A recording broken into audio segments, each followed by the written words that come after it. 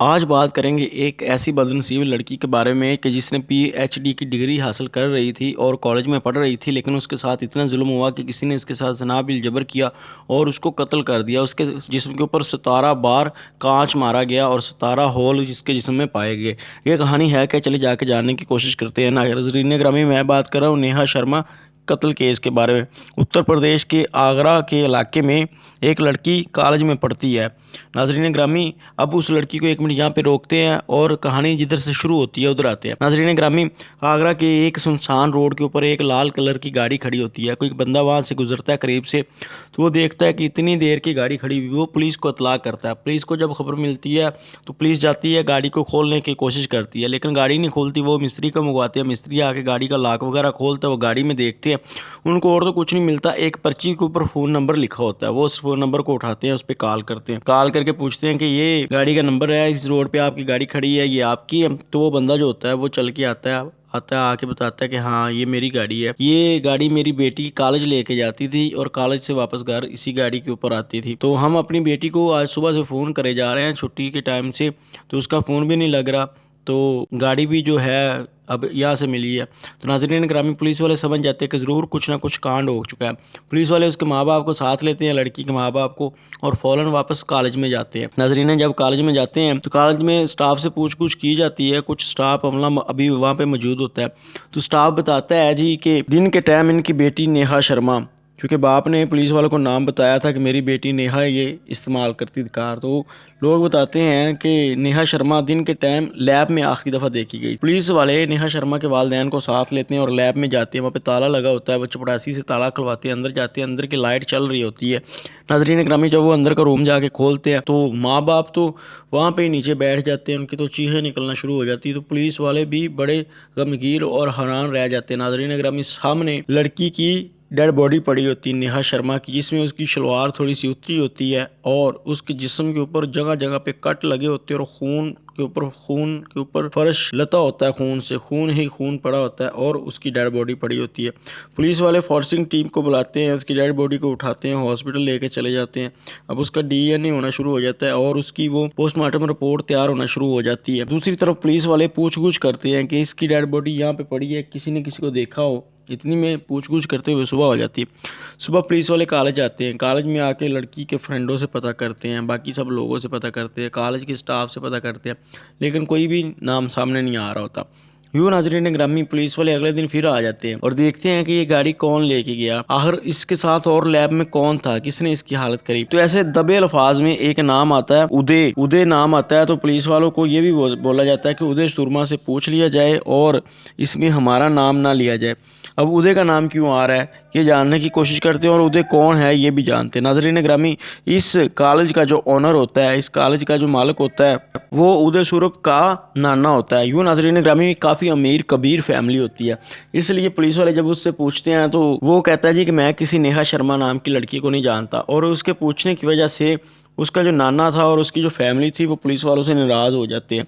नाज़रीन ग्रामी, पुलिस का तो काम इन्वेस्टिगेशन करना है। पुलिस इन्वेस्टिगेशन कर रही होती है लेकिन उनको कुछ नहीं मिलता। दूसरी तरफ कॉलेज का जो स्टाफ होता है वो सुप्रीम कोर्ट जाके पिटीशन दायर कर देता है हाई कोर्ट में कि ये लोग पुलिस वाले हमें तंग कर रहे हैं, हमें नजायज़ ही डेली आके तफ्तीश करना शुरू कर देते हैं। अब पुलिस वाले फंस जाते हैं। एक तरफ फैमिली का, लोगों का प्रेशर होता है, कॉलेज के जो स्टूडेंट होते हैं वो धरना दे रहे होते हैं कि हमारे साथ ही स्टूडेंट के साथ ऐसे हुआ, इसका जल्दी से जल्दी केस हल किया जाए। दूसरी तरफ मीडिया का होता है प्रेशर। अब इस तरफ से प्रेशर होता है और दूसरी तरफ से उन लोगों से जिनसे पूछ-गूछ की जाती है वो लोग कोर्ट में पहुंच चुके होते हैं। कोर्ट का प्रेशर होता है, कोर्ट को एक एक बात बताना पड़ती है कि क्या हुआ है, क्या नहीं हुआ, किसके साथ हो रहा है, क्यों हो रहा है। यूँ नाज़रीन ग्रामी, पुलिस वालों को किसी की चीज़ कोई हाथ नहीं लग रही होती।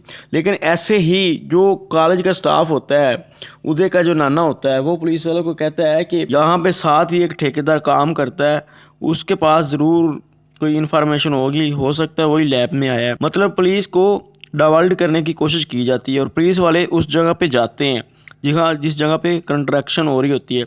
वहाँ पे एक बंदा होता है, पुलिस वाले जाते हैं उस बंदे को जाके पकड़ लेते हैं, जिसका नाम जैशा होता है। पकड़ने के बाद पुलिस वाले उसके घर जाते हैं, क्या देखते हैं कि उसके जिस्म के ऊपर लाल लाल रंग सा भी लगा हुआ है और उसके कपड़े भी ताज़ा ताज़ा धुला के रखे गए हैं। पुलिस वाले उसे पकड़ते हैं, उसके पास साथ खूब मार पिटाई करते हैं, उसकी तबीयत दुरुस्त करते हैं और उसके जो कपड़े वगैरह होते हैं फोर्सिंग टीम के पास भेज देते हैं। 3 दिन बाद उसकी रिपोर्ट आती है, तो रिपोर्ट में आता है कि ये तो ठेकेदार है, कलर का भी काम करता है, ये तो इसके जिस्म के ऊपर कलर लगा हुआ था और इसके कपड़ों के ऊपर भी कलर लगा हुआ था। तो पुलिस वाले उससे माजरत करते हैं, उसको छोड़ देते हैं। छोड़ने के बाद नाजरीन ग्रामी, पुलिस वाले क्या करते हैं कि पुलिस वाले दोबारा जाते हैं वुकुए वाली जगह के ऊपर। उन लोगों ने वो वुकुए वाली जगह को ऑलरेडी सील कर रखा होता है, लैब को सील किया होता है। दोबारा जाते हैं, रूम की तलाशी लेते हैं। इस दफ़ा जब जाते हैं तो उनको वहाँ पे कुछ बाल गिरे हुए मिलते हैं, वो उस बालों को उठा लेते हैं और लड़की के नाखनों में जो DNA वगैरह फंसा होता है वो रिकवर कर लेते हैं। करने के बाद अब की बार फिर नाजरीन ग्रामी वो लोगों से पूछ करते हैं, कोई कुछ नहीं बताता। लेकिन जो नेहा शर्मा का माँ और बाप होता है वो नेहा शर्मा के दोस्तों से सब कुछ पूछते हैं। तो नेहा शर्मा के जो दोस्त होते हैं वो कहते हैं हमारा नाम नहीं लेना, लेकिन जो उदय था नेहा शर्मा के पीछे पीछे सा उससे तंग भी करता था। तो नाजरीन ग्रामी, अब पुलिस वालों को जब इस बयान का पता चलता है कि उदय के जो है नेहा शर्मा का माँ बाप वो इस तरह बात कर रहा है कि उदय के खिलाफ नेहा शर्मा के दोस्तों ने ये बात करी है, तो पुलिस वाले जो होते हैं वो उस DNA रिपोर्ट जो होती है, बालों से DNA आया होता है, उसको नेहा शर्मा के DNA से मैच करते हैं, वो नहीं होता। तो लिहाजा अब दूसरी तरफ ये था कि उस DNA को उदय के साथ मैच किया जाना था, तो उदय को जाके गिरफ्तार तो कर नहीं सकते थे क्योंकि उन लोगों ने हाई कोर्ट में पिटीशन दायर कर रखी थी कि पुलिस हमें नाजायज तंग कर रही। तो क्या करते हैं कि उदय के घर वालों से जाके कपड़े मांगने शुरू कर देते हैं। पहले तो उदय के घर वाले नहीं देते, फिर एक सूट दे देते हैं। जब वो कपड़े लेके आते हैं तो वो DNA जो बालों में फंसा होता है, जो होता है बालों में DNA, उस DNA को उदय के कपड़ों के साथ जो लू लगे होते हैं उसके साथ मैच करके देखते हैं तो DNA मैच हो जाता है।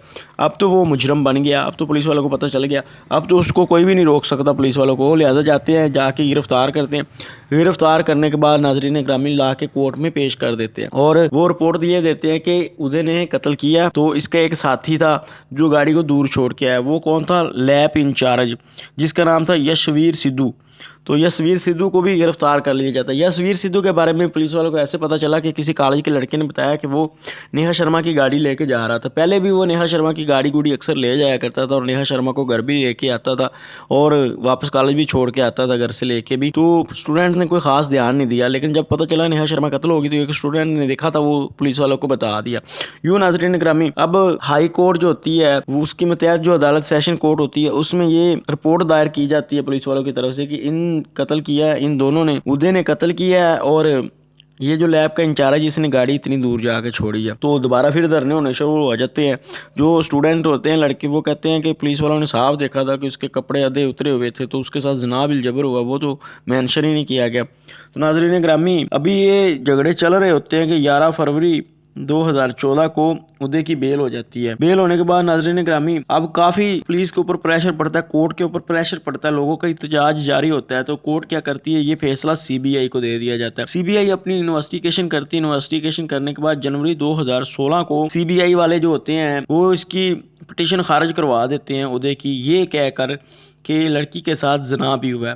तो उदय को गिरफ्तार कर लिया जाता है। फिर वो 2018 को अपनी हतमी रिपोर्ट देते हैं कि वाकया कुछ यूं था कि उदय काफ़ी दिनों से इसके पीछे पड़ा हुआ था, इसको राज़ी करने की कोशिश करता था, लेकिन लैब में और भी बंदे होते थे जिस वजह से इसकी बात नहीं बन पाती थी।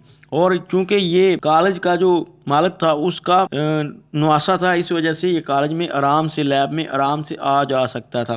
तो जो लैब का इंचार्ज था वो भी किसी चीज़ से इसको इनकार नहीं कर सकता था क्योंकि ये नवासा था कॉलेज के मालिक का। तो इसने उस दिन गाड़ी की चाबी दी इसे यशवीर सिद्धू को, जो कि लैब इंचार्ज था, और उसको बोला कि तुम घर चले जाओ गाड़ी को रास्ते में कहीं दूर पार्क करके, और ख़ुद ये नेहा शर्मा के साथ उसके पीछे से आया, उसको क्लोरोफॉर्म सुंघाया, वो भी आधी बेहोश हुई थी आधी नहीं हुई थी, उसके साथ ज़बरदस्ती करनी शुरू कर दी।